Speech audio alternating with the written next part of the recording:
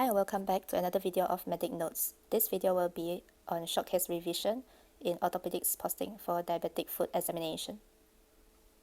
On general, before starting the examination, we wash our hands, greet the patient and gain consent to examine their foot, adequate exposure, and also position whether the patient is lying down supine. So first we look for any amputation of the toes and also look at the skin for any trophic changes such as dry, shiny skin or loss of hair.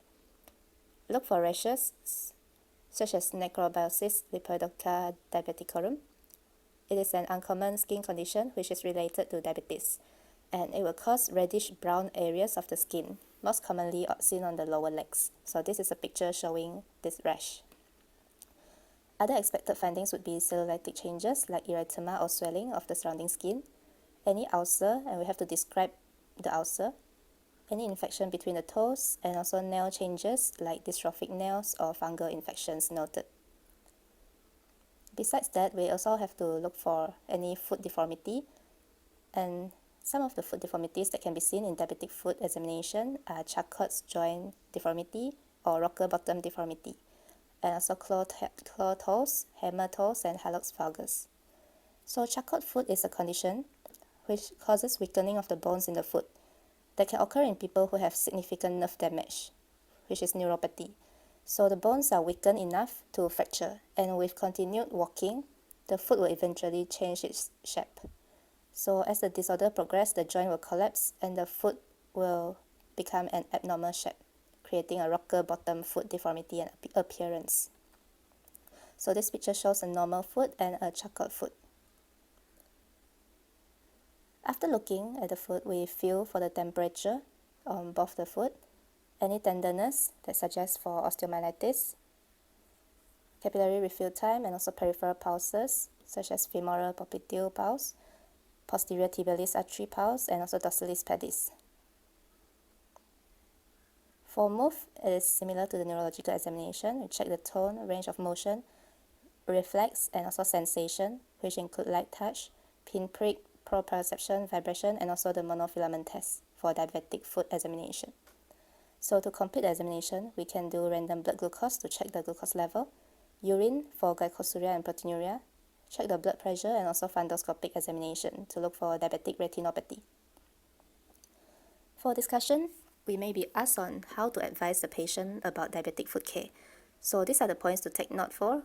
We ask the patient to keep their feet dry, wash their feet daily to keep clean, daily self-examination of the feet. If they cannot see properly, they can use a mirror to assess for any wound, any abrasion or cut, since they may not be able to feel the pain due to the loss of protective sensation in diabetic foot.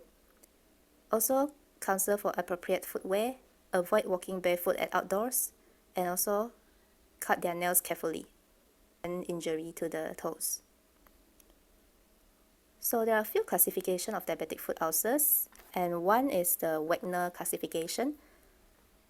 So it assesses the depth of the ulcer and also any presence of osteomyelitis or gangrene.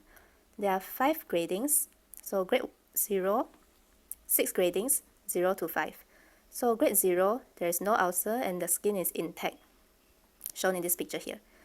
Grade 1, there is a superficial ulcer of the skin or subcutaneous tissue. Grade 2, there is deep ulcer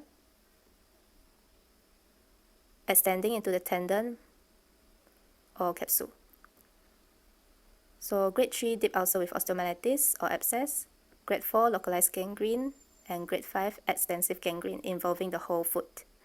So besides this Wagner classification, another classification is the Texas classification for diabetic foot wounds. So this Texas system grades the diabetic foot ulcers by their depth and then stage them by the presence or absence of infection and ischemia. So first grading will be 0, 1, 2, and 3. 0 is there is a pre or post-ulcerative lesion that has healed. Grade 1 is superficial wound, not involving tendon, capsule, or bone. Grade 2 is the wound penetrates to the tendon or capsule. And grade 3, the wound penetrates to the bone or the joint. So after grading into either 0, 1, 2, or 3, then within each grading there are also 4 stages, which are stage A, B, C, and D. So for A, it will be clean wound. B, there is no ischemia but there is infection. C, there is no infection but there is ischemia. And D, there is both ischemic infected wounds. So that's all for this video. Thank you.